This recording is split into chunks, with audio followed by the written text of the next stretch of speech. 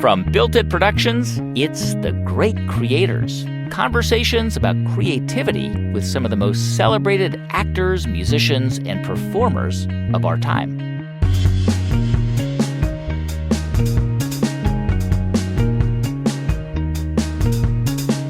I'm 𝐥𝐤𝐤𝐤, and on the show today, actor Andy Garcia, how a life in exile inspired a pursuit of acting, despite his father's reservations. He was not that he wasn't not encouraging, but he was privately, I know, very, very concerned. I joke with my brother, I said, I'm sure my dad was going like, I love my son, but he's not Humphrey Bogart, you know? Andy Garcia is probably best known for his roles in The Untouchables, The Godfather Part III, and Ocean's 11. He's shared the screen with Sean Connery, Al Pacino, George Clooney, Jane Fonda, Diane Keaton, and so many other legends. On this episode of The Great Creators, you'll find out how an illness in high school totally changed the course of Andy's life. You'll hear why Andy turned down some amazing roles in order to fight for the parts he really wanted, and how, after 40 years in Hollywood, he's managed to stay in the spotlight and out of the tabloids. That's all coming up after a quick break.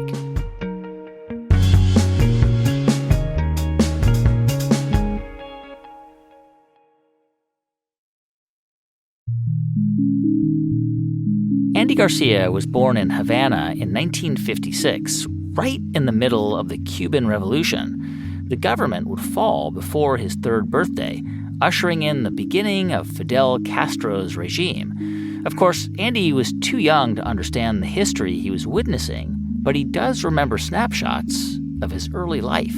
I do have very specific memories, both in my father's farm, in 𝐦𝐨𝐵𝐿, which is a small rural town outside of the city of Havana in the province. And also in the city, we had an apartment in Havana. There was sort of like a duplex that was shared. The one floor was my grandparents on my mother's side, and the other floor was our family. Your father was an attorney in Cuba. Yes. I think your mom was an English teacher. They had to leave everything behind. I mean, they came to Miami in 1961 as exiles, presumably with nothing. They could not bring any of their assets, any of their money, anything out. No. If you had the foresight to anticipate something, perhaps you could have done that. But we were under Castro for 2.5 years, and in that time, he prohibited the ownership of private property or private businesses, so the government took over everything from you. And so, those were clear signs. But there was earlier signs of he declared himself a Marxist. There was a thing that really broke the spine of many Cubans who left, was the idea of Marxism, and you lost the rights to your children to the government, to the state, for state education, and which was really indoctrination, and into sort of this new worshiping of Fidel and the new revolutionary man and so forth. And there was actually a movement which my father was involved in helping, called the Peter Pan movement, which was families decided to send their kids to America into foster care, even though the parents themselves couldn't leave the country. Yeah. So that was a huge decision for a family to say, I might not ever see you again. At that point in time, when that hit the ground, my parents finally said, we're out of here. And I remember being on the steps of our home it was an area called 𝐥𝐤𝐤𝐿 in Havana, where we had our duplex. And my mother on the steps brought me a glass of orange juice and said, we're going to Miami next week. And I said, great, fantastic. She didn't say, hey, we're never going to be back or, why. She just said, we're going on a trip to Miami next week. And I said, great. And we arrived, with nothing, obviously. And we had my uncle was already in Miami, and he said, come to Miami Beach. And we went into this efficiency. Like you would rent a suite in a hotel. It had one bedroom, a little living room, and a kitchenette. 6 of us were living there, including one of my grandmothers. Wow. And living on the floor, on the couch, and on the bedroom, basically. And on 84th and Harding in Miami Beach, we lived a block from the beach. So as a young kid, I would go to the beach. I mean, I was on vacation, But it was a very difficult time for the parents of these families. My father's first job was a janitor at the Fontainebleau Hotel. My father really did not know the language. My mother was an English teacher, but my father was not fluent. So they took the first job available and slowly worked their way through, their life, providing for their family. And it was a blessing, really, for that sacrifice that they made for not only for my family, but that generation, which I consider our greatest generation in terms of the exile community, provided this opportunity for us, and for me specifically. I mean, if that wouldn't have happened, I wouldn't be talking to you here right now. Yeah. No, I mean, it's amazing when you think about that world that you grew up in and that they had to kind of start over again, because eventually your family built up quite a successful perfume business based in Miami. There was many businesses that led to that. There were many machinations of, wholesaling and distribution and export and selling, from socks to hosiery to T-shirts to black and white TVs. But eventually it grew into this fragrance concern. And we were, I grew up in the business, but when I decided to be an actor, I sort of left that world. From what I understand, you were, you were an athlete. You played basketball, you played baseball. I think at one point I read Mickey Rourke, who also went to your high school, was a few years older, was like a coach on your team. Yes, he was several years older than me, maybe 4 or 5 years older, maybe. Yeah. And he coached me in what they call Pony League, which is the league after Little League. Right. Were you a good player? Yes, I was. And we won the city championship, and I won the batting championship. Wow. I batted .647. .647? Did you have dreams of becoming a professional ball player when you were a kid? I kind of gravitated more to basketball. Mm-hmm. And I played at Miami Beach Senior High, point guard, but I knew the shortcomings I had. I was 5'7", 145 pounds, and I could not dunk. But I enjoyed the game, and I wanted to obviously play somewhere in the college level. But I got derailed with a really bad case of mononucleosis and hepatitis in my senior year. In high school? And I was in bed for a month and a half. And then I couldn't really exercise for quite some time because of the hepatitis that needed to heal. So that sort of derailed those dreams. But I took an acting class during that time in high school. So up until that point, you're a senior in high school. You had not done any high school drama or theater. That was not your focus in any way up until that point? No. I had done some theater in summer recreational. They have these parks and recreations. Yeah. And we put on plays and stuff. So I had been on stage a couple times and experienced that sort of, high. But it wasn't a focus. It wasn't a main focus. No. I had a love for cinema from a very early age, and it was very, I guess, obsessive, like many kids do. I don't think there's anything special, but I just feel that I had a very deep connection to it and to the people in it, like Sean Connery and James Coburn and Steve McQueen and Errol Flynn. And I had I guess you would say I was inspired by them. Yeah. And that was there dormant, and kind of was awakened when I started exploring this stuff, this acting bug. I see it as a virus. It picked me. I didn't pick it, How did you, help me understand, how did you get into even theater at all? I mean, was your mom or your dad, was anyone encouraging you to get into theater when you were a kid? No. It was just came from your own personal interest in being on stage? Yes. Where did it come from? Do you remember? I don't know. Like I said, it picked me. I didn't pick it. I had this love for film, and for performances and Peter Sellers and all these people. And I would lose myself in this world. I would go in my very young age, especially in the summers in Miami Beach at the Lincoln Theater. They had these double bills, and I would go get on the bus from my home in Miami Beach, and I'd go see Captain Blood and the Crimson Pirate at noon, and I'd leave at 6 o'clock at night. I'd see him over and over again. I'd see him each twice or something like that. So, and I would do that all the time. So I had a love for cinema and for the people in it, for the actors in it. And that was just there. It was inside of me. And when I didn't have the focus of an athletic commitment and I got into this class, it awakened that, you know? And I really felt it sort of like in the pit of my stomach that I needed to cater to it. You had a drama teacher there named Jay Jensen. I was looking at Miami Beach Senior High, and it's remarkable. A couple years before you, Mickey Rourke graduates. Ellen Barkin was a few years before you. Annabelle Gurwitch would come after you. Barbara Walters is a graduate of that school. It's pretty remarkable. It's a public high school. And there was this teacher who I guess was a pretty important drama coach. Yeah. He was very encouraging to me, Jay. I only took one class with him towards the end of my senior year. I just had one semester with him. But that semester was very important in my life, I guess, because I saw that I had an enjoyment of the process and people were responding to what I was doing. Not necessarily that I thought it was any good or anything, but there was a relationship there that was positive, and Jay was very encouraging. Did you perform in a school play your senior year? No. What's remarkable is that your senior year, you take this acting class and you decide to pursue acting in college after high school. You decide, you know what, I'm going to go study this thing. Do you remember what your parents said at the time? I mean, they had a business. Presumably there was thought of maybe you joining the business. Yeah, I was still working in the business. I started as an associate BA, but more in the business track, not in the acting track. But I was taking acting classes as an elective. And the more classes I took, the less business classes I took.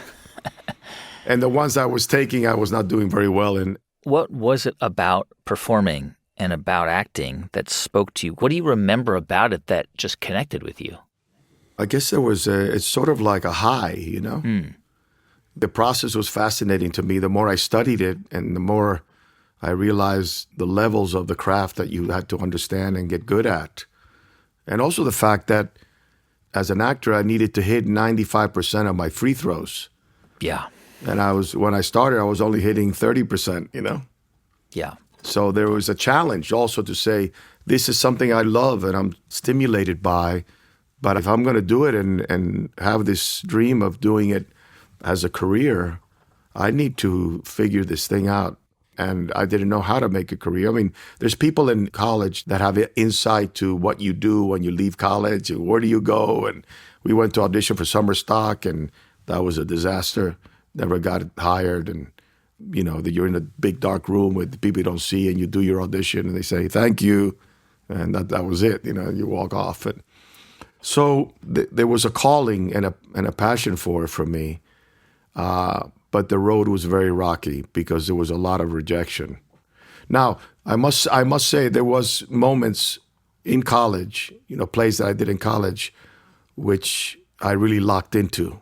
What roles do you remember, or what plays? In my senior year, I did two plays. One was called The Contractor by David Story, and it was about these group of workers that were raising a tent for the owner's daughter's wedding.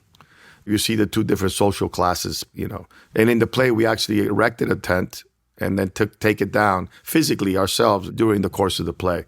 And I played a character that was mentally and physically challenged. And I had grown up with a young Cuban boy that lived behind one of our houses, our third house in Miami Beach. And there was a family of, I believe, 5 or 6. And the youngest of the boys was both mentally and physically challenged. And I was very young. I was still probably like 10 years old. And I would play with him every day. You know, we go out in the back and play with soldiers. And we had a real relationship. And I drew from him to create this character. And it was a very intense experience for me as an actor. And it was, you know, critically received. And that, you know, kept encouraging me and realizing that I had begun to formulate a process for myself. I started developing like, you know, okay, you know, this is what it's going to take to do this. And I was continuously getting encouraged by my teachers and people, you know, people who saw my work. And then at some point you have to say it's time to fish or cut bait. Yeah. College is over. What are you going to do? You know, like Sean Connery says to Elliot Ness in the Untouchables, he goes, "What are you prepared to do?" And so you're in your early 20s. You go to L.A.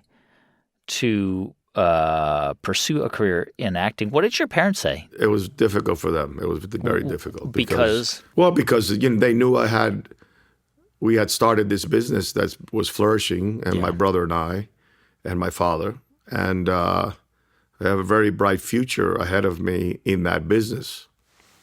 And so coming from a family that has no showbiz experience at all, they were very concerned. My mother was braver.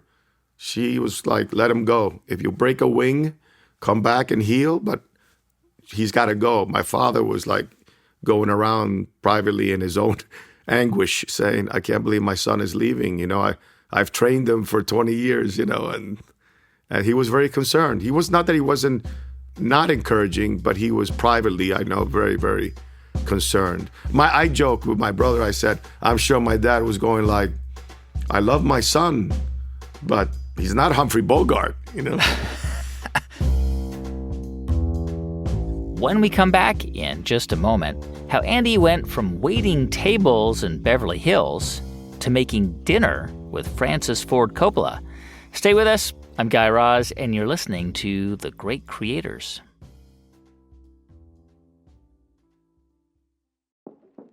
Do you spend sleepless nights worrying about being submerged in quicksand, being attacked by an unrelenting swarm of killer bees, or how you'd outswim an angry giant shark? I'm Anthony 𝐜𝐤𝐬𝐿, and I'm here to tell you to stop worrying and let me, an anxious and overly informed comedian, be your guide to solving your most worrisome what-ifs.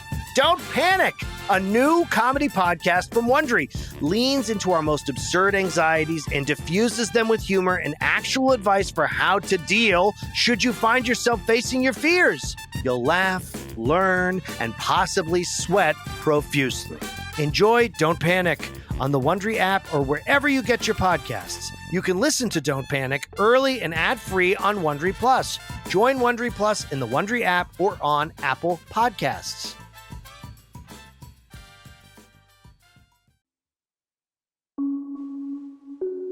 Hey, welcome back to The Great Creators. I'm Guy Raz. So at this point, Andy Garcia has just landed in Los Angeles with a dream of becoming a professional actor. Even though he's got no connections, he's determined to make his dream a reality. But first, he's got to make some money. I started working as a banquet waiter, and mostly at the Beverly Hilton, and then also at the Century Plaza, the Bonaventure, different hotels in town. And just one of the nights in the Beverly Hilton, I went to work, and there was the Golden Globes there, you know. And one of my tables that I was responsible for was the Coming Home Hal Ashby movie with Jane Fonda and Jon Voight. Jon Voight, yeah. I just recently worked with Jane Fonda, and I forgot to tell her about that. And John actually won the award. When you got there, and you're obviously got to make some money, so you're waiting tables, doing whatever you can. What in terms of trying to get roles, what were you doing? I mean, were you showing up at auditions? Oh, before I forget, I also worked at a company called Roadway, stripping and loading trucks from 7 o'clock at night to 7 o'clock in the morning. And Bryan Cranston worked with me in those distribution docks. Anyway, my strategy was like, okay, I need to get an agent. Without an agent, really, you had no opportunities at all to audition, right? Yeah. So I went to the Screen Actors Guild and got a list of all their franchise agents. And I sent out 200 photographs. And I got like 3 or 4 calls back. You know, my resume was very limited. But eventually a couple agents said, I'll send you out. You're supposed to only have one agent, but I figured if I had 2 of them, I'd have a better chance. Then it was like, okay, let's see what happens. And eventually, every so often, you'd get a message on your messaging service and saying you have an audition over here. But they were so far between, you know, it wasn't very promising. I mean, you were obviously and are a very handsome man and were a very handsome young man. But I wonder whether at that time, I mean, here you are, Cuban American, Spanish was your first language, obviously, Yes. But was it a different world? I mean, were there lots of roles available to you? Would somebody like you have been typecast as a Latino character or a Hispanic character? Yeah, just because of my last name. The roles that were available for someone with a Hispanic surname were mostly in those days, gang members. Chicano, or in the case of an actress, a maid or a prostitute. And I didn't fit that description either when I would occasionally get called in because they saw my name, and then I get to the room and they go, "What are you doing here?" And I said, "Well, you called me." And he goes, "Oh, no, you're not right." In the hallway of other actors who were going to audition were actually real gang members, who had gotten ages because there was a lot of work for that type. Yeah. But I couldn't get that work because I just physically, and I would say, "I'm an actor, I'll transform." No, that's okay. We don't, And so it was very slim pickings. But I think one of your first real quote-unquote breaks was at playing a gang member on Hill Street Blues. Yeah, but Hill Street Blues was a nondescript city like in Chicago or somewhere. So it could have been Puerto Rican, Dominican, Cuban. So there was more room to kind of sneak in. And I just kind of snuck into the pilot episode. The head of casting for that show had come to the Comedy Store, which I was doing improvisational theater there at the time. And Betty Thomas, who was part of the house group there at the Comedy Store, said, "She's coming tonight. I want to introduce you to her. I've been talking to her about you." And then she introduced me, and then she called me in to play this little. It's a bit, just do a bit at the beginning. It's almost like the first scene over the credits. It's just me arguing with somebody, But then I ended up doing like 3 more of those shows during the course of their life. And then they called me in for some other things like The White Shadow, some other shows. And they were very nice to me. And maybe I got a couple gigs, but not many, to tell you the truth. Not many. Yeah, I mean, how were you? I mean, you were in your mid to late 20s. You were married. You started a family. How were you making a living at that point? I got lucky that an actor friend of mine turned me on to a loop group, what we call WALA. Loop groups are the people that come in and provide all the incidental background voices, soundtrack to movies and television like if you're in a shows. Restaurant, like the chattering that you just hear, it's those groups. Yeah. Right. Now it's probably done. Waiter waiter in the background is raising his arm and saying, "There's a table over here." Someone's got to lay that in. Right. And the loop group does all that work, and it's a separate soundtrack in the mix. And the good thing about that, they paid you and kept my kid in Pampers. Your sort of big breakthrough role that I think most people know is the role that you played in The Untouchables. You played the character of George Stone, who is an Italian cop, but you were originally cast to play a different character in that film. Brian De Palma wanted you to play like Al Capone's sort of henchman, right? Yeah, to play Frank Nitti. That's how it wasn't an offer. It was like, "We're interested in you playing Frank Nitti, who was the killer in the movie." And I read the script and I told my agent, I said, no, I want to play this other guy. I want to play George Stone. So they was like, "Yeah, but they're offering you," or they were interested. And I said, no. I just played that guy. I want to play the other guy. I had a connection to the other guy. And then eventually, Brian met with me. We went to lunch. And then I auditioned. I read for him. And I got the part.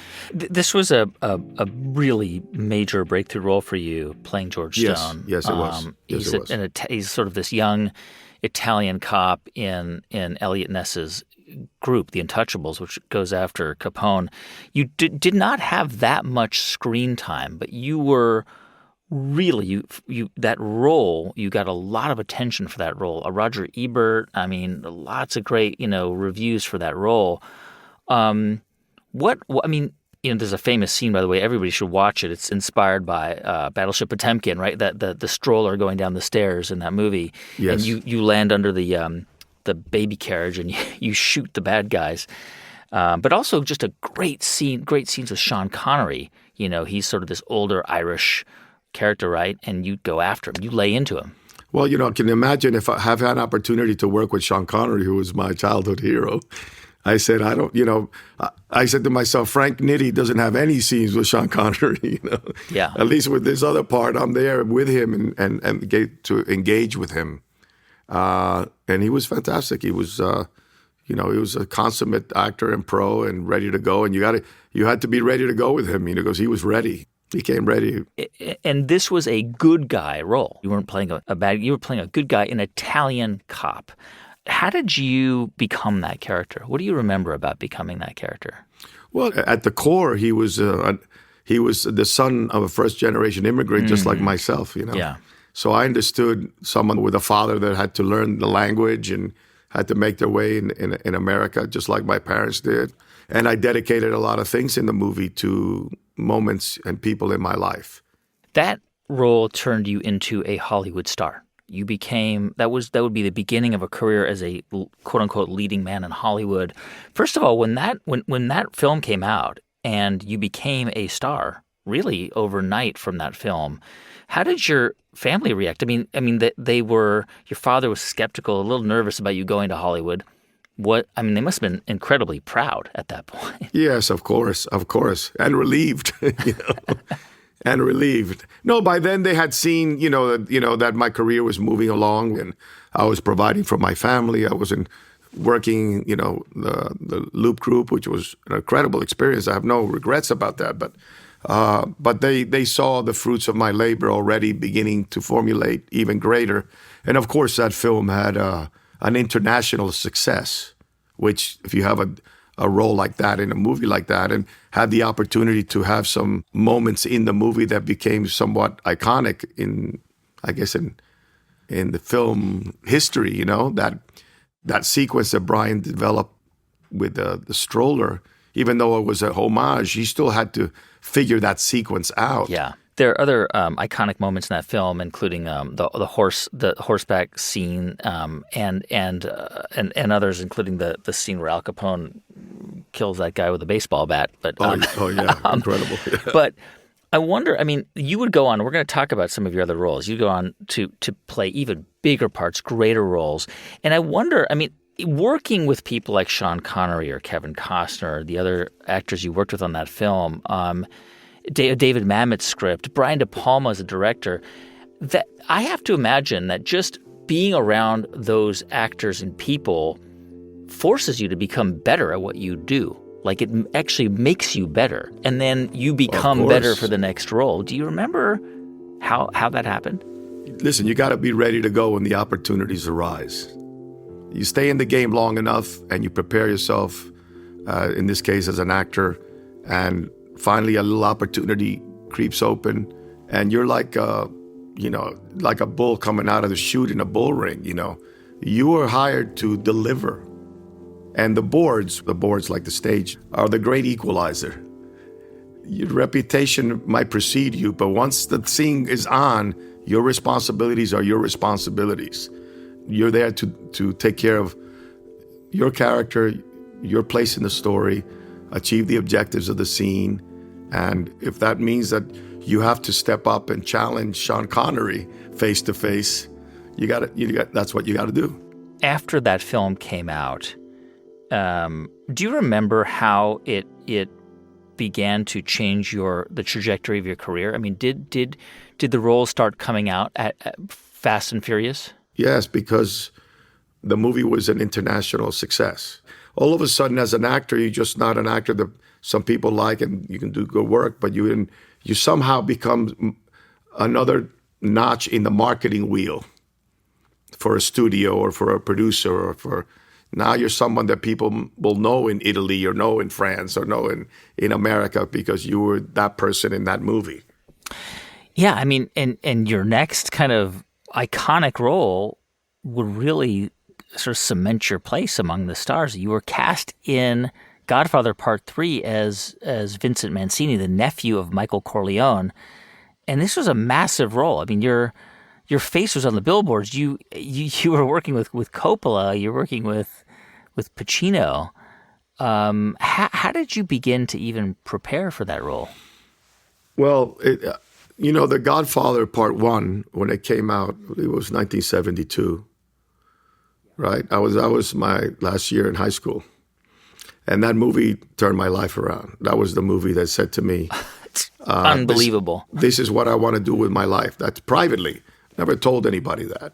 But for me, my connection to the cinema and my connection to that movie and how it inspired me and the acting in it, from Brando all the way down the cast, Al, of course, and Jimmy Caan, may God rest his soul, who just passed away, Robert Duvall, and Diane Keaton, Diane Keaton, the whole gang.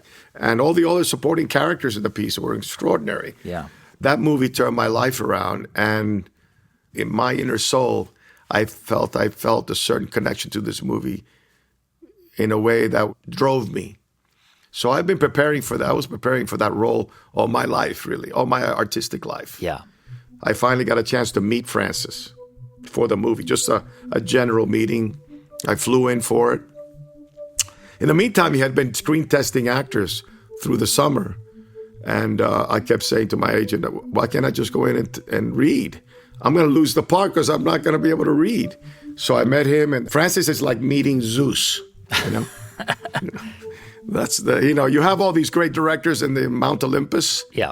And all the names, but Zeus is Francis for me. Yeah. And you'd worked with Hal Ashby and Brian De Palma. And amazing. But so anyway, we met and left, and then on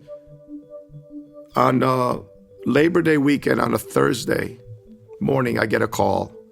They want you to go up to Napa Valley and screen test. Rehearsals start on Monday. Francis, I met him that afternoon, early, just before the nightfall. He gave me the scenes. I went home to this little motel in Napa Valley and to start learning the lines and, looking at the material. And there was a general blackout in the valley. Now, Napa Valley, if you've ever been there, it's pretty dark at night anyway. I was just there the other day, actually. Yeah. There's no lights over there, right? And imagine a blackout, then it's really black. It's like you're in the middle of the desert and it's night. Yeah. And so I had to work my way to this little office of these little bungalows. And I saw a candlelight, and I asked her, when is the electricity coming back on? She says, probably not till tomorrow. And I said, wow. And she gave me a candle, like if I was Scrooge, one of those candles with a handle on them. Uh-huh. And I worked my way back to the room, and I started studying to candlelight until I fell asleep. And then I woke up early and looked at the material again, went in, did the audition, and I went home and I said, I was very comfortable with what I did. I saw how people reacted. I saw how Francis reacted. I felt it was a very positive experience. But, they sent me home. And then the next morning I got a call that I got the part, and I had to fly back on Sunday now to start on Monday. Wow. So this was the movie that insisted to my inner self that I needed to pursue this craft. And also, I always saw myself in that movie.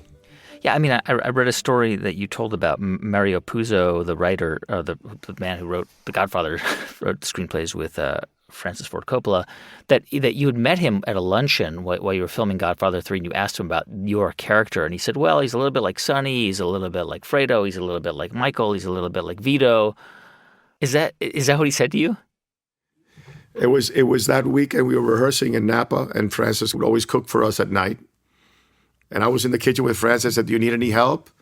And he said, here, peel this garlic. And he took his hand, and he had a whole garlic bulb. And Francis is a very strong guy, and he took his hand and just crushed the bulb. Uh-huh. He just pressed on it on the butcher block of his island, pressed on it, and all the garlic cloves separated from the bulb. So I started doing that, and then he says, wait a second. And he reached with two hands like that, took all the garlic cloves the bulbs that he had crushed, like 5 of them, and put them aside. He said, I'm going to do a sauce that Mario likes. It was just an onion sauce. And then he told me, go out to the garden and bring back a bunch of basil. He had a garden out there. So I was kind of helping Francis. We got to eating, and I was sitting across from Mario, and I asked him, who is Vincent? And he said he had the smarts of Vito, the passion and the temper of Sonny, the coldness of Michael, and the warmth of Fredo. And I said, thank you very much. I'll give it a go. You know? And I could see why he said that, obviously. I mean, the essence of that character was, you know, being the bastard son of Sonny. He was kind of on the outside. And at the end of the day, he just wanted to be a part of the family. He was willing to do anything to honor that family and to be a part of it. And there's that very powerful line in the movie where I say to Michael Corleone, I say to Al, I said, I am your son, command me as you will. And he says, give up my daughter.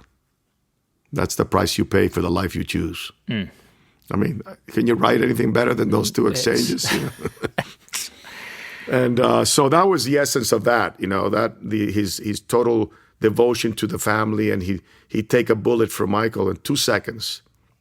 There's a type of character that you've played in many of your films, which is this very sort of cool, in control, almost kind of this character that seems to be able to kind of direct everything happening around him. I mean, I think obviously Vincent, but also the character that you played in Ocean's 11, Terry Benedict, who's just very calm and also very in control of what's happening around him. And you've played versions of this character. I think you had already played them, and then you would go on to play them. Let's talk about Terry Benedict for a moment, because you brought. I mean, you're given the lines on the page for that character, right? He's a casino owner. He's he's an important, powerful figure, but you've got to bring that to life. And I've heard you talk about thinking of him as like a shark moving in water. When I first met Steven Soderbergh, the director. Yeah, Steven Soderbergh, director. We started to talk about, you know, the character a little bit and stuff like that. And I said to him, Steven, I think, you know, this guy navigates through his world, through his casino, like a shark in search of something. So it's not a casual navigation. And I said, I think he is a man who's very, very precise, you know, very disciplined, very precise. And he wakes up in the morning every day at 5 a.m. He works out, you know, at 9 o'clock. He's always doing something precisely what he needs to be doing. And when he goes through the casino, people come to him. He doesn't go to anyone. Yeah. People come to him. Yeah.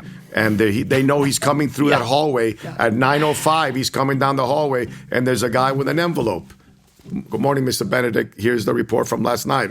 And he just deals with things and delegates and goes through it. And if he has to stop for a moment, he stops. It's dealt with, on to the next beat, you know? Sort of in a military precision.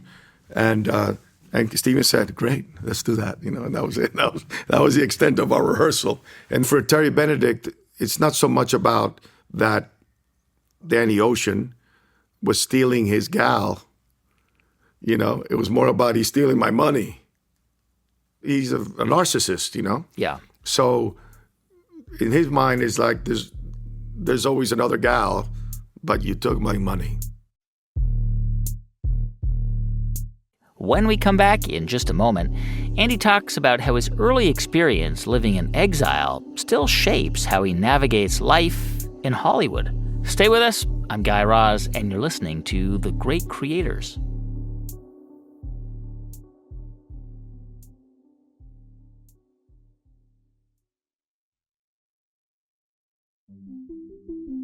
Hey, welcome back to The Great Creators. I'm Guy Raz. So once Andy Garcia started landing major roles, he quickly ascended to become a leading man. And though he's spent decades in the spotlight, he's pretty much kept his personal life out of the tabloids. You became a big star, well, known around the world and recognized, and yet you've had an incredibly stable personal life. You've been, I think, married to the same person. You have 4 children. Like, you've managed to have a very, quote-unquote, normal personal life, which is unusual in Hollywood. What explains that? Well, you should meet my wife. I love my wife. I love my family. I'm dedicated to them. Yeah. She's dedicated to them. She's dedicated to me. But did you consciously decide that you didn't want to be part of that sort of quote unquote Hollywood scene, that world? I guess I would put it this way. I've been in this industry for, I don't know, whatever it is, 35 years or 40, I don't know, 40 years. Or the first 7 years I was trying to be in the industry. Yeah, right. But I was committed to it for 40 years. And I've worked with so many people. I have many, many friends and colleagues. But I still really consider myself an outsider. You never felt like you were part of the scene or the I don't know, the group of, I don't know, cool people. I don't know. No, yeah, I was dedicated to my family. But maybe also that has something to do with the fact that I am a political exile.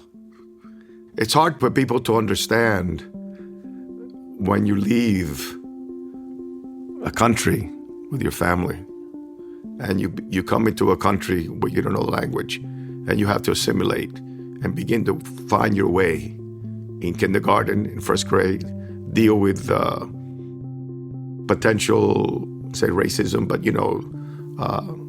what are you doing here? You're not American. All these things that weren't heavy-handed for me, but they did exist. Yeah. I grew up in an extraordinary American Jewish community in Miami Beach, and I was embraced by all my Jewish friends and their parents because the Jews had a similar experience.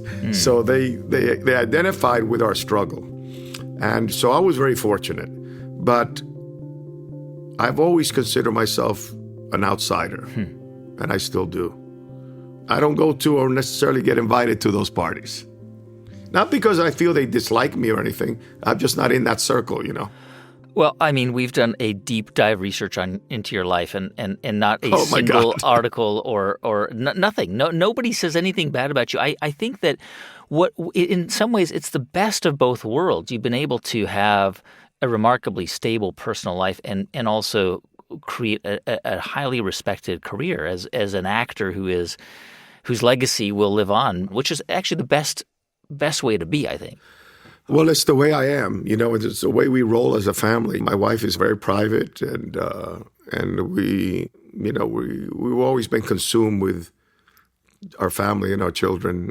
To me, I wake up as a father. I don't wake up as an actor, I read a quote of yours where you say, "The reality is that the work I do is not private. I bring all of my secrets, all my life to my work." Yes, absolutely. How do you do that? What is that? What in actual practical terms, what does that mean? Well, I personalize the work. That's how I was trained. You have to bring an inner life to the characters you play. You have to find those parallels where you are that person and you live inside the story on a moment-to-moment basis as that character, but you have to fill it with things that are very personal, and you have to share. You have to be willing to share that. And you have to find those parallels in the character, whether you're playing a killer or whether you're playing, a priest. You have to dig into your own memories, your own story, your own life to hit that emotional resonance. That's right. You don't want to get caught acting, as I say. What did Al Pacino teach you about acting? What did you draw from him as an actor that you looked at and you thought, this is what I want to do or be or learn? Well, that it started with Godfather 1. It's the first time I saw him. Yeah. And it was his inner life, his complete immersion into that part, and that performance is sublime, as all of his performances. And then later on, obviously, I met Al and started working with him. Al is like Brando is an inspirational actor to all us younger than him, our generation, and will continue to be for generations to come. So I learned that, we're like magpies actors. We take from everybody, everything, and whether it's Al or Brando or Jimmy Caan, who I knew, and Duvall, who I knew, and, and so all these people feed into you, but it's not a question, it's not a thing about imitation. It's trying to understand, okay, where is that energy coming from? and you have to try to understand what that is. And you do that through the craft, through the learning of the craft. I'm curious, that role earned you an Academy Award nomination, which is about as good as it gets in Hollywood, and earning the respect of your colleagues. When so clearly you were at that point perceived to be among the great living actors and still are today. But I'm just curious about how you think about other actors. Are there other actors that you see? You mentioned many names: De Niro and Duvall and Caan and obviously Al Pacino. Are there actors that you see that you feel you're never going to be as good as them? I'm just curious. I mean, even though you're considered one of the great actors of your generation, do you see other actors and think, I can't be, I'm not that good. I'm never going to be that good? Well, I think there are actors that have dedicated themselves to, like, for example, Shakespeare, right? So, and they've lived on the stage and doing Shakespeare all their life, and they have a deeper understanding of Shakespeare than I do. Everybody interprets things differently, Hamlet is written, but depending who plays him, they're going to internalize and bring and personalize Hamlet because of their own personal history and who they are. They say, oh, he won the Best Actor award. No, it's not the Best Actor. It's best performance by an actor in a leading role or in a supporting role. It's not Best Actor. There's no such thing as Best Actor. Unless you want to talk about Marlon Brando, but that's a whole other thing. But yeah, I know how difficult it is, especially in film. You're not in control of the final product unless you're directing the movie or somehow involved as a producer on the film that you can help shape or have an opinion on the final product. So your performances are very raw that are given to this editorial process. And they can empower a performance or not, or disempower it, based on how they cut it and what takes they use and what choices they make. So for me, the creative process is really what I take home, and the memories of doing it. That's where I found solace, because a lot of the times it won't come together, it won't be interpreted properly. There's a great quote that helped me a lot by William Saroyan, the great playwright. And they asked him, do you care if your plays are successful? And he said, the fact that my plays exist is success enough already. Yeah. I remember seeing an interview that Dick Cavett did with Marlon Brando in the 70s. And yes, of course. It's quite remarkable because, Marlon Brando, and it's hard to know, whether he's being truthful or not, but he's more or less talking about his profession as if he's a carpenter. And I think he even says, no different than being a carpenter, a longshoreman, or a truck driver. It's my trade. It's just what I do. It's nothing special. I am a professional. I go, I do the job, I come home. And part of me watching that thinks there's no way he believes that. But then part of me watching it thinks he absolutely believes that. He sees himself as a tradesman, just like whether he'd be a carpenter or another, artisanal maker. How do you see the profession? Do you have that Brando perspective, or do you think that it's different? Well, I think it's more than a longshoreman and closer to a carpenter, Because it's specialized. It's a craft. Yeah. Yeah, it's a craft, and you have to learn it. Like if you're going to be a doctor or something, you have to learn. I mean, so some people are naturals. They never study. They just go out and do it. And you go like, wow, that's very rare. Yeah. I think when a great actor or actress applies their craft with a great piece of material and it's handled beautifully in the editorial process, and then the craft can elevate itself into a great piece of art.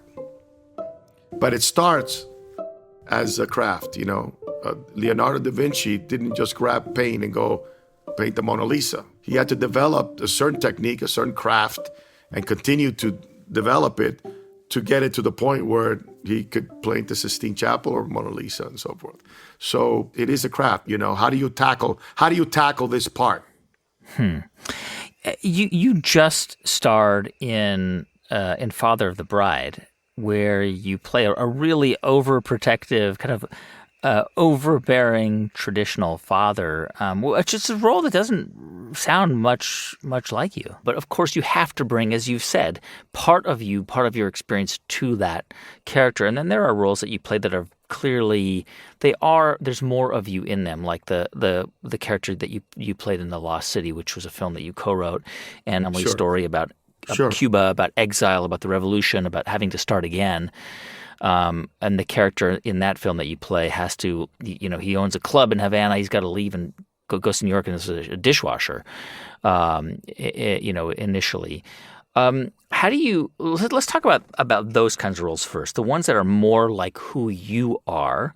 Are those easier for you to embody, to become, rather than the characters who are very different from who you are?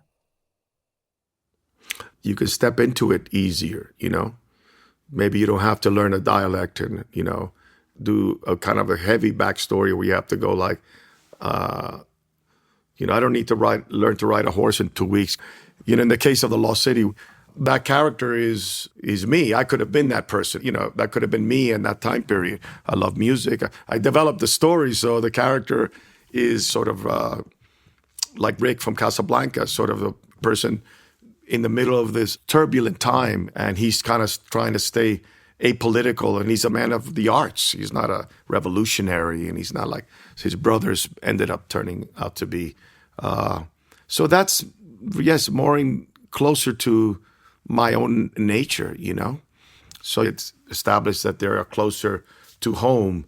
Many people, when they've seen this recent thing I did, Father of the Bride, friends of mine that know me say, that's the part that is most like you. Yeah. But when my daughter saw the movie for the first time, my youngest daughter, Alessandra, he said, Dad, that character is nothing like you. Uh-huh. Because I'm not as tight-assed as that guy was with the process, But I understand what that process is because it is part of a universal father cultural thing. And I've seen that kind of situation within my own culture. So I understand it. I understand that when someone comes to your house to date your daughter and you look at him and you go like, this is not good. This is not good. And you try to be diplomatic.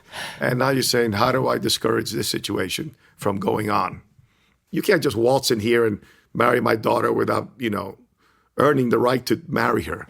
That's kind of his struggles, and obviously he has to work through it. And therefore, we have fodder for comedy. It's a great film. It's very funny. It's a great update to the Father of the Bride franchise, if you will. I wonder whether, you sort of mentioned that the comparison between acting and carpentry is not a bad one because it is a skilled craft and you have to work at it and get better at it. And a carpenter with 40 years of experience is better than a carpenter with 5 years of experience.